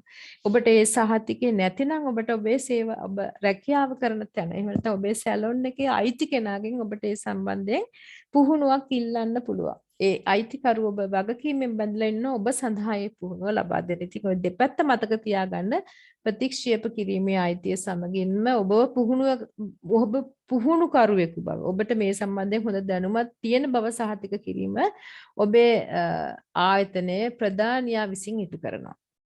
ඉටු කළ යුතුයි. ඒක නීතියක්. එතකොට සාමාන්‍ය පුහුණුව. එතකොට සාමාන්‍ය පුහුණුවේදී දැනගන්න ඕනේ සමාගම් සෞඛ්‍ය සහ ආරක්ෂණ ප්‍රතිපත්ති ගැන. සාමාන්‍ය පුහුණුවේදී දැනගන්න ඔබේ සැලොන් එක තුල සෞඛ්‍ය සහ ආරක්ෂණ ප්‍රතිපත්ති මොනවද? කොහොමද ඒකට අපි මුණ දෙන්නේ? මේ ආරක්ෂණ නීති රීති මොනවද? හදිසි ක්‍රියාපටිපාටිය කියන්නේ මොකක්ද? කොහොමද මේකට මුණ දෙන්නේ සහ මේක කොහොමද ක්‍රියාත්මක කරන්නේ කියන එක ගැන සාමාන්‍ය පුහුණුවක්. එතකොට ප්‍රථමාධාර විශේෂිත පුහුණුවක් ලබා ගන්න ඕනේ. දැන් සාමාන්‍ය පුහුණුව ඔහම කෙනෙකුටම තියෙන්න ඕනේ. එතකොට ප්‍රථමාධාර පිළිබඳ විශේෂිත පුහුණුවක් ලබා ගන්නත් ඕනේ. එතකොට එතනදී කාර්ය ආරක්ෂිතව කරන්නේ කොහොමද? අපි කරන කාර්ය. අපි ආරක්ෂිතව කරන්නේ කොහොමද? අනතුරුදායක ද්‍රව්‍ය සමග කටයුතු කරන්නේ කෙසේද? අනතුරුදායක ද්‍රව්‍ය සමග කටයුතු කරන්නේ කෙසේද? පුද්ගලික ආරක්ෂණ උපකරණ භාවිතා කරන්නේ කෙසේද? ඒවා ක්‍රියා කරන්නේ කෙසේද කියන එක ගැන කතා කරන්න ඕනේ. අපි කතා කරනවා නේද? පුද්ගල ආරක්ෂණ පනත ගැන. පුද්ගලික ආරක්ෂණ උපකරණ භාවිතා කිරීම ගැන මම හිතන්නේ මම ඔයගලන්ට වෙනම වීඩියෝකින් ඒ ගැන කතා කරලා තියෙනවා. COS HH කියලා මාතෘකාවක් ගැන නේද? ඉතින් ඒක ගැන විශේෂිත පුහුණුවක් ලබා ගන්න කොහොමද කියන එකදී ඔබට ඒ ගැන වෙනම අධ්‍යයනය කරන්න සිද්ධ වෙනවා. එතකොට උපද්‍රවයක් කියලා කියන්නේ මොකක්ද කියලා බලනවා. ඉතින් උපද්‍රව ගණනාවක් තියෙනවා. උපද්‍රවයක් කියන්නේ කෙනෙකුට රිද්දන්න පුළුවන්. රෝග කරන්න පුළුවන් දෙයක්. උපද්‍රව. අපි දැන් උපද්‍රවයක් ගැන කතා කරනවා අර මේ හා සමානව බලමු චුට්ටක්. හරි උපද්‍රවයක් කියන්නේ රැකියා ස්ථානයේ උපද්‍රවයක් යන පුද්ගලයෙකුට තුවාලයක් හෝ රෝගයක් ඇති කර හැකි තත්ත්වයක්. ඒතර සමහරට මේක හානියක් වෙන්න පුළුවන්. ඒකට ඒ වගේ දෙයකදී අපි කොහොමද වැඩ කරන්නේ? අපි බලනවා මේ භෞතික උපද්‍රවයක් අපිට උපද්‍රව වර්ග ගණනාවක් අපි අඳුර ගන්නවා. එකක් තමයි භෞතික උපද්‍රවය. ජීව විද්‍යාත්මක උපද්‍රව, රසායනික උපද්‍රව, ඉකොනොමික් උපද්‍රව, ප්‍රචණ්ඩත්වය එන්නේ ඒව තමයි උපද්‍රව කියලා කියන්නේ. බලමු අපි භෞතික උපද්‍රවයක් කියලා කියන්නේ අනාරක්ෂිත යන්ත්‍ර සහ පාරිසික තත්ත්වයන්. උදාහරණයක් අපි කියනවා කියත්තල වැනි අනාරක්ෂිත යන්ත්‍ර. අපිට තියෙනවා නේද කතුර. කොණ්ඩේ කපන කතුර. ඒ වගේම තමයි අපි මේ hair remove වගේ දේවල් කරන දේවල් වලදී අපි පුංචි දේවල් පාවිච්චි කරනවා. ට්විසර් වගේ දේවල්. අන්න එතනදී ඒතර අපි පාවිච්චි කරන නූල උනත් අපිට තුවාලයක් සිද්ධ වෙන්න පුළුවන්. එතකොට අපි දැන් හොඟක් වෙලාවට පාවිච්චි කරන ඉලෙක්ට්‍රිකල් උපකරණ ස්ටීමර් එක පාවිච්චි කරනදී ස්ටීමර් එකේ වැඩිපුර රස්නයක් එන්න පුළුවන්. එතකොට ඒවට අපි කියනවා භෞතික උපද්‍රව කියලා. එතකොට නිරන්තරයෙන් ශබ්දය හිරු හා සීතලට දිගු කලක් නිරාවරණය වීම දැන් මේක සැලොන් එකක නැති වුණා මේක වෙන ක්ෂේත්‍රවල තියෙන්න පුළුවන්කම තියෙනවා. නිරන්තර ශබ්දය නේද? ඒතර ඒක දැන් අපිට මේ පනතක් ගැන කතා කරනකොට මෙන්න මේ ප්‍රොසීඩියර් එකක් ගැන කතා කරනකොට සැලොන් වලට කියලා වෙනම එකක් නැහැ. තියෙන්නේ පොදු දේ. ඉතින් ඒ පොදු දේ තුල මේ තියෙනවා දැන් හිරු හා සීතලට දිගු කලක් නිරාවරණය වෙලා කෙනෙක් අසනීප වුණොත් ඒකටත් තියෙනවා පුංචි පුංචි නීති රීති. එහෙම කරන්න බෑ සේවකයෙක්ට. ඒ වගේම තමයි ජීව විද්‍යාත්මක උවදුරු තියෙනවා. ජීවීන් විසින් නිපදවන බොහෝ විට සතුන් හෝ මිනිසුන් සමග වැඩ කිරීමෙන් මිනිස්සුත් එක්ක වැඩ කිරීමෙන් රුධිරය ආසාදන වීමක් අපිට සිද්ධ වෙනවා. වෛරස් එනවා. සත්තු කුරුළු වගේ දේවල් වලින් අපිට එනවා. දැන් සමහරට අපි දන්නා මේ අපි සැලොන් එකක් වගේ කරනවනම් ඒ සැලොන් එක තුල සැලොන් එක කරන කෙනා දැන් බියුටිෂියන් එහෙම නැත්නම් වැඩ කරන සේවකයින්ට පූසෝ වගේ ඇති කරන්න බෑ. බල්ලෝ වගේ සත්තු ඇති කරන්න බෑ. මම දැකලා තියෙනවා හැබැයි බියුටිෂියන්ලා බල්ලෝ වගේ සත්තු ඇති කරනවා. ඉතින් මොකද පූසෝ වගේ සතුත් එක්ක වැඩ කරනවා. මොකද ඒ වගේ ඒගොල්ලන්ගේ යම් රෝගී තත්ත්වයන් මිනිස්සුන්ට එන්න පුළුවන්. ඉතින් යන්නේ ඒ වගේ වුණාම මේ වගේ මිනිස්යාට රෝග කරන දෙයක් සම්පේක්ෂණය කරොත් ඉතින් දඩ ගෙවන්න සිද්ධ වෙනවා කියන එක මතක තියාගන්න ඕනේ. ඒ නිසා මුලින් අපි දැනගන්න ඕනේ මේ වගේ සත්තු ඇසුරෙන් ඒ ඇති කරන එකෙන් අයින් වෙලා තමයි අපි අපේ වෘත්තීමය ජීවිතේ ගොඩනගා ගන්න ඕනේ. ඒක නීතියක්. එතකොට තව තියෙනවා රසායනික උපද්‍රව. දැන් අපි හුඟක් කලකට කිමිකල් වගේ පාවිච්චි කරනවා. මේ දැවෙන පුපුරන සුළු. දැන් පුපුරන්නේ නැහැ අපි පාවිච්චි කරන කිමිකල්ස් හැබැයි දැවෙනවානේ පිච්චිලා යන්න පුළුවන්කම තියෙනවා. එතකොට විස ද්‍රව්‍ය විස සහිත ද්‍රව්‍ය තමයි අපි පාවිච්චි කරන කිමිකල් වල තියෙන්නේ. ඒතර ඒවා. ඒතර පිරිසිදු කිරීමේ නිෂ්පාදනක. දැන් පලිබෝධනාශක පෙට්‍රල් වගේ දේවල් නම් ඉතින් අපේ සැලොන් එකකට පාවිච්චි වෙන්නේ නැහැ. නමුත් විස සහිත ද්‍රව්‍ය අපි පාවිච්චි කරනවා දැවෙන පිලිස්සන දේවල් අපි පාවිච්චි කරනවා. නේද? ඉතින් ඒ වගේම පිරිසිදු කිරීමේ නිෂ්පාදන දැන් අපේ හැම පිරිසිදු කරනවා අපි කොණ්ඩේ පිරිසිදු කරනවා ඒ වගේ වෙලාවටත් ඒක නරක රසායනික උපද්‍රව විදිහට තමයි ගෙනෙන්නේ. ඒතර ක්ලෙන්ස් එකක්. ඕවර් ක්ලෙන්ස් එකක් වුණොත් එතකොට අපිට ස්ක්‍රබ් එකක් ඕවර් ක්ලෙන්ස් එකක් වුණොත් රසායනික උපද්‍රව ගණයට තමයි ඒක වැටෙන්නේ. එතකොට අපිට එහෙම වුණොත් දඩ ගෙවන්න සිද්ධ වෙනවා කියන නීතිය මතක තියාගන්න ඕනේ හදිස්සිය හරි. ඇලර්ජික් ටෙස්ට් එකක් නොකර කෙනෙකුට ඇලර්ජික් වුණත් අපිට එයා වෙනුවෙන් දඩ ගෙවන්න සිද්ධ වෙනවා. ඒ වගේම තමයි ඉකොනොමික් උපද්‍රව. එතකොට එතෙන්දී දුරු ලෙස නිර්මාණය කරන ලද සේවා ස්ථානයේ අපි අපිරිසිදුනා. දැන් අපි දන්නවා අපිට මේ අයිබ්‍රෝස් එකක් එහෙම ගන්නකොට අපිට AC රූම් එකක් තියෙන්න ඕනේ. ඒක නීතියක්. එහෙම නැතුව අපිට අයිබ්‍රෝස් හදන්න ඒව මේව කරොත් ඒක මේ දුර්වල ස්ථානයක් කියලා අපිට දඩ ගෙවන්නට සිද්ධ වෙන්න පුළුවන්. එතකොට ක්‍රියාවලියේ ඇතිවෙන උදාහරණ. දැන් ක්‍රියාවලියේදී ඇතිවෙන උදාහරණ අපි කියන දුර්වල ආලෝකය. දැන් දුර්වල ආලෝකය තියෙනවා නම් ඇත්තටම අපි දන්නවනේ අපිට සමහර දේවල් වරදිනවා. දැන් මේකප් එකක් කරන්න ගියත් අපිට අපි අපි කියන එකට මේ කම්බිනේෂන් කියලා. වර්ණ විවිධ වර්ණ එකතු වුණාට පස්සේ අපේ ක්‍රියාව අසාර්ථක වෙනවා. ඉතින් ඒ වගේ මම එක උදාහරණයක් කිව්වේ ආලෝකය ගැන. ඉතින් දුර්වල ආලෝකය නිසා කෙනෙකුට අහිතකර තත්ත්වයක් ඇති වෙන්න පුළුවන්කමකුත් තියෙනවා.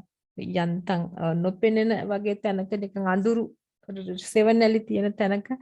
එතකොට තව එකක් තමයි අපිට ප්‍රචණ්ඩත්වය කියන එක. ප්‍රචණ්ඩත්වය කියන එකත් අපිට ඇති වෙන්න පුළුවන්. දැන් රූපලාවන්‍ය කාර්යකදී නම් ප්‍රචණ්ඩත්වය කියන එක ඇති වෙන්නේ නැහැ. මොකක් කළාට වෙන සේවා ස්ථානවල පහර දීම්, හිරිහැර කිරීම, තර්ජන වගේ දේවල්, ගැටුම් වගේ දේවල් ඇති වෙන්න පුළුවන්. ඒ වගේම සමහරුන්ගෙන් අධික ලෙස බර වැඩ ගන්නවා. අධික ලෙස බර වැඩ ගන්න බැරි නීතියක් තියෙනවා කියලා මතක තියාගන්න. ඒතර මේ ප්‍රචණ්ඩත්වයට තියෙන කිසිම දෙයක් කරන්න බෑ. ඒක නීතිමය රාමුව තුළදී ඒක අවහිර කරලා තියෙන කියන එක මතක තියාගන්න ඕන. ඒ කරුණු ටික උපද්‍රව කියන්නේ මොකක්ද කියන කරුණු ටික. ඒතර ඒ වගේම තමයි මේ මානසික උපද්‍රව. මානසික උපද්‍රවත් කෙනෙකුට ඇති වෙන්න පුළුවන්කම තියෙනවා. එතකොට මානසික උපද්‍රව ඇති වුනහම සමාජීය ගැටලු රාශියක් ඇති වෙන්න පුළුවන්කම තියෙන. ඒතර මේ ආතතිය කියන එක ප්‍රචණ්ඩත්වයට හේතු වෙන්න පුළුවන්. එතකොට ඒ කෙනෙකුට හිස රදේ හැදෙන්න පුළුවන්. මේ ආතතිය වැඩි වුණාම නිදා ගැනීමේ අපහසුතාවය ඇති වෙන්න පුළුවන්. අපි දන්නවා අපේ ආතතිය කෙනෙකුට අපෙන් යමක් සිද්ධ වෙලා මානසික උපද්‍රවයක් සිද්ධ වෙලා කෙනෙකුට ආතතිය වැඩි වුණොත් එයාගේ හැම පවා නාස්ති වෙලා යනවා. හැම පවා රැලි වැටෙනවා. එතකොට මෙයාට හිස රදේ ඇති වෙන්න පුළුවන්. නිදා ගැනීමේ අපහසුතාවය ඇති වෙනවා. එතකොට එයාට මේකට දඩයක් ඉල්ලන්න පුළුවන් චෝදනාවක් විදිහට. මේ චෝදනාවක් විදිහට දඩයක් ඉල්ලනකොට මෙයාට ඉතින් අපි දන්නවා පොලිසියට යනවා, උසාවියට යනවා, නඩු කියනවා. නඩුවෙන් දිනුවොත් එහෙම එයාට ලොකු ගාණක් ගෙවන්න සිද්ධ වෙනවා. මානසික උපද්‍රවයක් ඇති කරලා.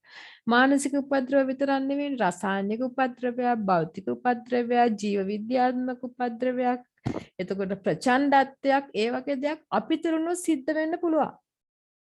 එතකොට උපද්‍රව වාර්තා කිරීමට.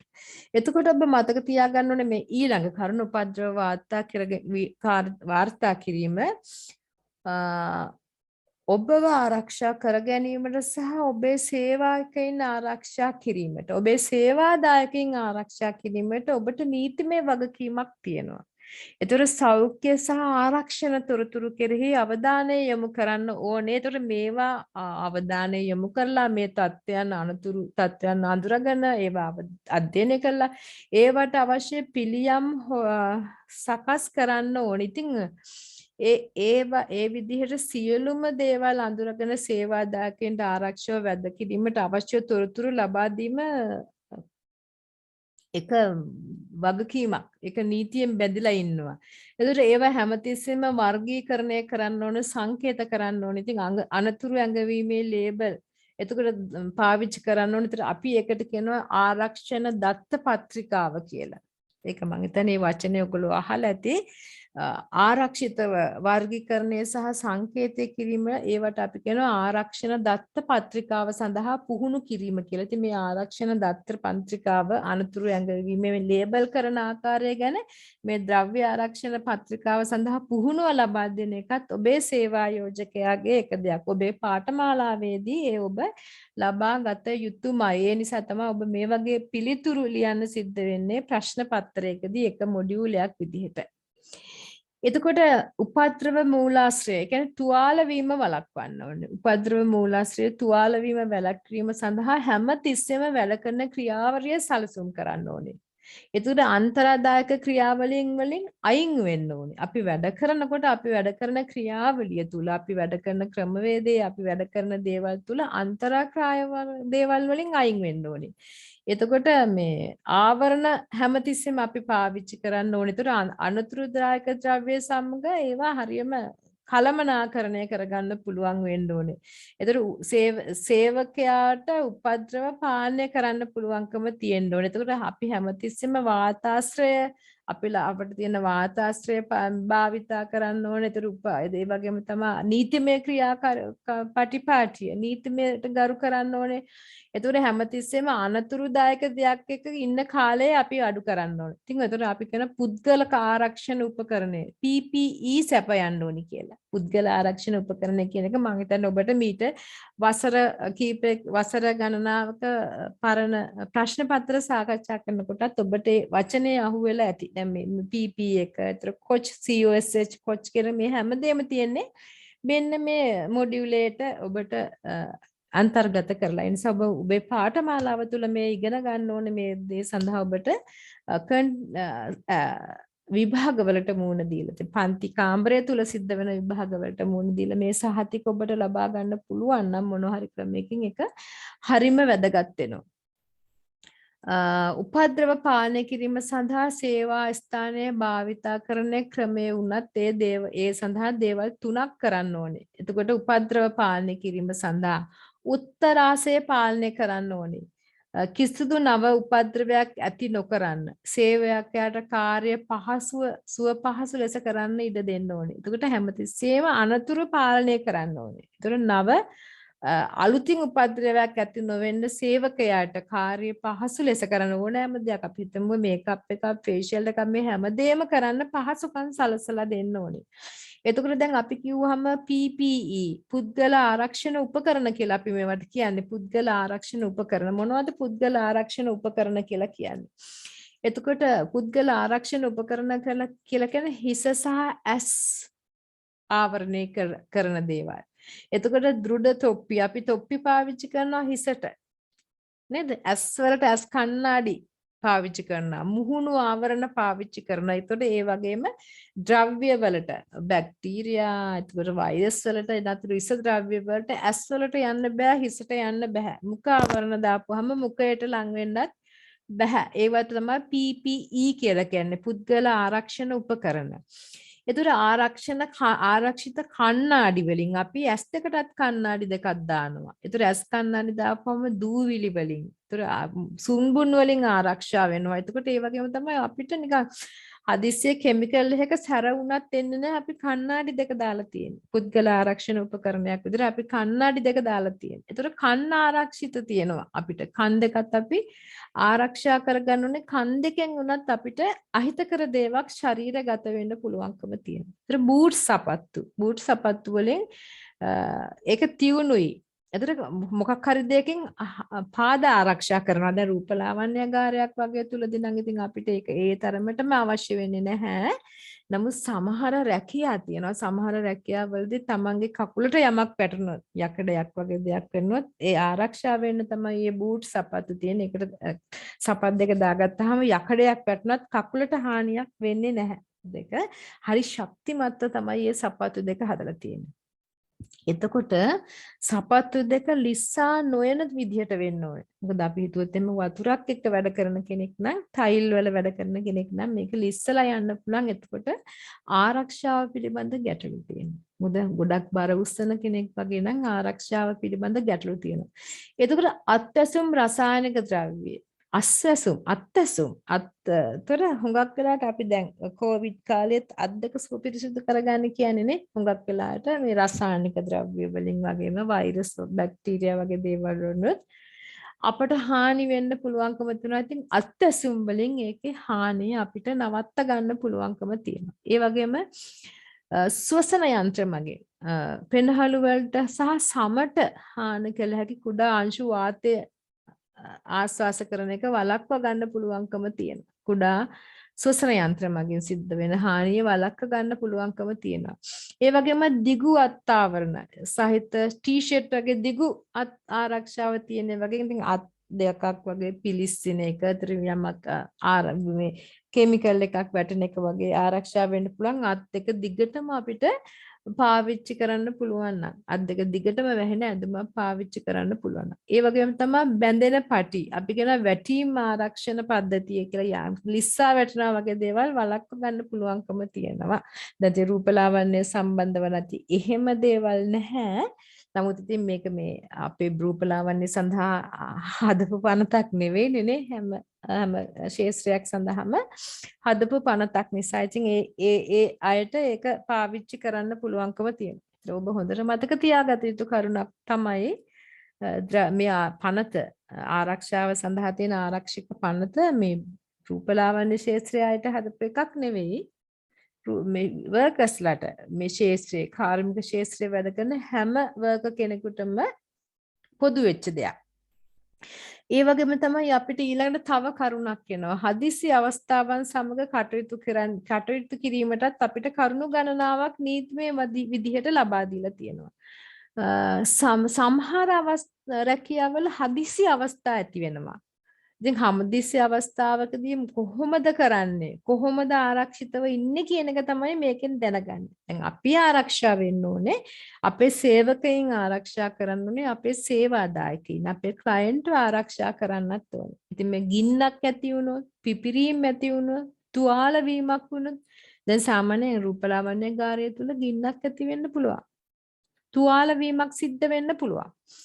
එතකොට තමයි අන්තරාදායක ද්‍රව්‍ය කාන්දු වීමක් වෙන්න පුළුවන්. දැන් ඔය අපිට ෆර්මිස් ලෝෂන්, ස්ට්‍රේටින් ක්‍රීම්, හෙයා කලර් එකක් වගේ දෙයක් කාන්දු වෙන්න පුළුවන්. අපිට ඇස් වලට යන්න පුළුවන්. නේද? එතකොටත් අපිට ඒ සඳහා අපි ඒ කොහොමද මේ හදිසි අවස්ථාවක කටයුතු කරන්න කියන දැනුම අපිට තියෙන්න ඕනේ. ඉතින් මේ NVQ විභාගෙදී මෙන්න මේ ටික ඉගෙනගෙන මේ ප්‍රශ්න පත්‍රයට උත්තර ලියනකොට ඔබට මේ දැනුම එනවා. ඉතින් ඒක ඔබට ලැබෙන සහතිකයක්. ඉතින් ඔබගේ සේවා ස්ථානයේදී මේ හදිස්සි ක්‍රියාපටිපාටිය ඔබ දැනගන්න ඕනේ. ඉතින් ඒක ඔබට ඔබ ඒක කළ යුතුම දෙයක්. එහෙම නැත්නම් ඔබට කටයුතු කරන්න බෑ. මොකද සේවා ක්ලයන්ට්ලත් එක්ක ඔබට කටයුතු කරන්න බෑ මේ දැනුම නැත්නම්. ඉතින් ඔබට NVQ සහතිකයේ සමග මේ සියලු කරුණු මේ ආවරණය වෙනවා. ඉතින් ඒක තමයි මේකේ තියෙන වැදගත්කම. දැන් ඔබ මේ මොඩියුලේට පිළිතුරු ලියනවනේ නේ. දැන් හදිසි උපකරණ ගිනි නිවන උපකරණ මොනවද කියලා බැලුවොත් එහෙම බ්ලැන්කට්, ස්ටේ රෙචස්, ෆ්ලෑෂ් ලයිට්ස්, ස්පිල් කිට්.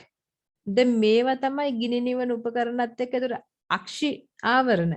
ගිනි නිවන උපකරණත් එක්ක අපි පාවිච්චි කරන්නේ. ගිනි නිවීම සඳහා අපි පාවිච්චි කරන උපකරණ. නේද? අපිට මේවා අපි අපේ සැලොන් එක තුල තියාගන්න ඕනේ. හදිසි අවස්ථාවකදී ඉතින් ඒ වගේම තමයි තව තියෙනවා මේ ගිනි නිවන උපකරණ තව තියෙනවා අපිට පාවිච්චි කරන්න පුළුවන්. දැන් ගෑස් මොකද මේ මේ සබන් වතුර වගේ දේවල් තියෙනවා නේද ගිනි නිවන උපකරණය තුල. ඒතර අපිට වැලි පාවිච්චි කරන්න පුළුවන්. මොකද අපි වතුර මේ ගිනි නිවනකොට අපිට වැලි එක පාවිච්චි කරන්න පුළුවන්. හැබැයි අපි තව ටිකක් සැලකිලිමත් වෙනවා. මොකද විදුලිය කාන්ද වීමකින් ඇති වෙන ගින්නක් නම් අපි එකට වෙනම ක්‍රමවේද තමයි අපි පාවිච්චි කරන්නේ. ඒතර අපිට වතුර පාවිච්චි කරන්න බෑ. එතකොට අපිට වැලි පාවිච්චි කරන්න පුළුවන්. අර සබන් වතුර වගේ දේවල් පාවිච්චි කරන්න පුළුවන් වෙනස් සාමාන්‍ය ගින්නක් නම්. අන්න ඒ කරුණු තමයි ඔබ එතෙන්දී අධ්‍යයනය කරන්න ඕනේ. ඒ වගේම තමයි ප්‍රථමාධාර කට්ටලයක්. දැන් අපි ළඟ තියෙන ඕන ප්‍රථමාධාර කට්ටලයක්. අනතුරු ඇඟවීමේ පද්ධති, රාජකාරී සහ වගකීම් පිළිබඳ වාර්තා තියෙන්න ඕන. දැන් කොහොමද මේ හදිසියේ මේ අපිට අනතුරක් වුණාම ඒක අපි එක මේ අඟව ගන්නෙ. දැන් අපි කියන්නේ ගිනි නිවන ගින්නක් ඇති වුණොත් අපි ගිනි නිවන හමුදාවට කතා කරනවා. ප්‍රථමාධාර අවශ්‍ය නම් අපි ෆස්ට් ඒඩ් වලට කතා කරනවා නේද? අපිට ඇම්බියුලන්ස් එකක් ඕනනම් අපි ඒ අයට කතා කරනවා. ඒතර අපි ඒවා ගැන දැනගන්න ඕනේ. එතකොට ඒ වගේම තමයි පලා යාමේ මාර්ග තියෙනවා. දැන් අපිට හදිස්සිය ගින්නක් ඇති වුණොත් එimhe අපි කොහෙන්ද මේ එතනින් අයින් වෙන්නේ කියන එක අපි විශේෂයෙන් දැනගන්න ඕනේ. හේතුව මොකද?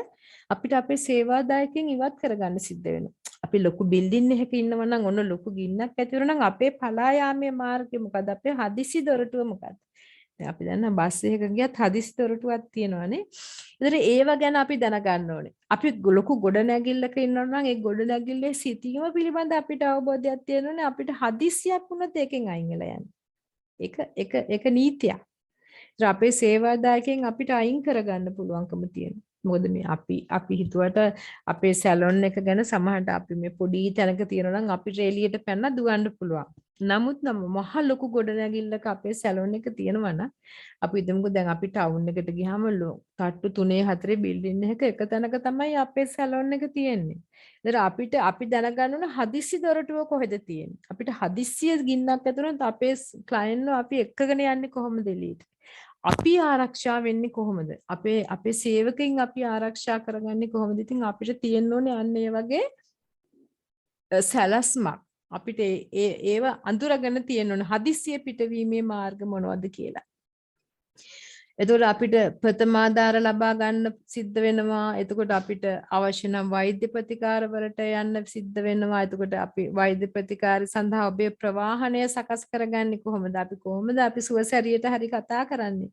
කොහොමද අපිට ඒ ටෙලිෆෝන් නම්බර්ස් තියෙන්න ඕන? කොහොමද අපි ගිනි නිවන හමුදාවට කතා කරන්නේ? ඉතින් එන්නේ මේ වගේ කරුණු කාරණා සියල්ල අපි ප්‍රදර්ශනය කරන්න ඕනෙකම තියෙනවා. ඉතින් ඒවා තමයි දැන් අපිට අද කතා කරන්න තියෙන්නේ. අපි බලමු ඉතින් දැන් මම හිතන්නේ safety procedures ගැන අපිට මොඩියුල් 13 කොහොමද අපි occupational health and safety measure කරන්නේ නේද? ප්‍රැක්ටිස් කරන්නේ කොහොමද අපි මෙෂර් කරන්නේ? occupational health and safety measure කොහොමද අපි ප්‍රැක්ටිස් කරන්න කියන එක ගැන තමයි කතා කරන්නේ මේ යුනිට් එකේ මේ මොඩියුලේ. මේ මොඩියුලේට ඔබට පිළිතුරු ලියන්න සිද්ධ වෙනවා. කොණ්ඩසැක්සුම් ප්‍රශ්න පත්‍රය වගේම ඔබට රූපලාවන්‍ය ප්‍රශ්න පත්‍රෙත් මේ මොඩියුලේට පිළිතුරු ලියන්න සිද්ධ වෙනවා. පිළිතුරු ලියනකොට මම හිතනවා මම කියපු කරුණු කාරණා ටික ඔබට බොහොම වැදගත් කියලා. ඉතින් ඒ කරුණු කාරණා ටිකේ නීතිමය හේතු තියෙනවා. අපිට අපේ සේවා යෝජකයාගේ අපි කොහේ හරි තැනක වැඩ කරනවා නම් එතන ඕනගේ වගකීම් තියෙනවා. ඒතර සේවකයින් විදිහට අපේ වගකීම් තියෙනවා. ඒතර අපි යටතේ ඉන්න සේවකයෝ හසුරුවාගෙන ඒගොල්ලන්ව පුහුණු කරලා කතා කරන එකේ වගකීම අපිට තියෙනවා. ඒතර අපි හදිසි අනතුරු අවස්ථාවන් සඳහා ඒ ආයතනත් එක්ක කොහොමද සම්බන්ධ වෙන්නේ කියන එක ගැන දැනගන්න ඕනේ. ඒතර මේ හා සම්බන්ධව තියෙන නීති රීති ගැන අපි දැනගන්න ඕනේ. ඒතර අපිට හදිසි අපේ මේ සෞඛ්‍ය ආරක්ෂාව අපි අතින් ගිලිහි ගියොත් අපිට දඩ ගෙවන්න වෙන්නේ කොහොමද කියන එක ගැන අපි කතා කරා. ඉතින් මේ කරුණු කාරණා මම හිතන්නේ ගොඩක් ඔයගොල්ලන්ට දැනුමට මම එකතු කරා. ඉතින් මම හිතනවා මේ යුනිට් මේ මොඩියුලේ පාස් වෙන්න තියෙන ලොකු අසීරුවක් වෙන එකක් නැහැ කියලා. සේෆ්ටි ප්‍රොසීඩියර්ස් එකත් එක්ක. ඉතින් හොඳයි.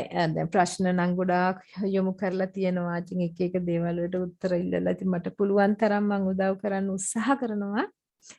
මං හිතනවා ඉතින් විභාගය සමත් වෙයි කියලා. ඉතින් අර මොකද්ද මේ විභාගේ කල් ගිය එකත් එක අතකට එක එක්කෙනාට එක එක විදිහට දැනෙනවා ඇති. සමහර විටන ඇති අපරාධ ඔක තිබ්බනම් ඉවරයි කියලා. සමහර විටන ඇති අයියෝ හොඳයි මම පාඩම් කරගෙනත් නැහැ මට දැන් තව ටිකක් කල් තියෙනවා කියලා. ඉතින් සමහර නම් අය දුක් වුණානේ අපි පාඩම් කරා මහාන්සි වෙලා දැන් විභාගේ කල් ගියා ඊට පස්සේ ආයෙ කවදායිද දන්නේ නැහැ. කියලා ඉතින් දුක් වෙන පිරිසකුත් ඉන්නවා. හොඳයි කියන පිරිසකුත් ඉන්නවා. ඉතින් කොහොම හරි සියලු දේ සිද්ධ වෙන්නේ අපේ හොඳටයි කියලා හිතාගෙන චුට්ටක් තව පාඩම් කරමුනේ. දැන් මම මේ පාඩමත් ඔයගලන්ට දාන්න පුළුවන් උනේ මේ විභාගේ කල් ගිය නිසානේ. ඊට කලින් නම් මට කරගන්න පුළුවන්කමක් තිබුණේ නෑ මේ පාඩම ගැන. අනිත් එක ඉතින් අර හුඟක් අය ප්‍රශ්න යොමු කරලා තිබුණ නිසා තමයි මේක මගේ අවධානයට යොමු වුනේ. එහෙම නැත්නම් මම එච්චර මේ ගැන සැලකිල්ලෙන් හිටියෙත් නෑ. ඊට පස්සේ තමයි මම හිතුවේ මේ පාඩම ඔයගලන්ට දෙන්න ඕනි කියලා.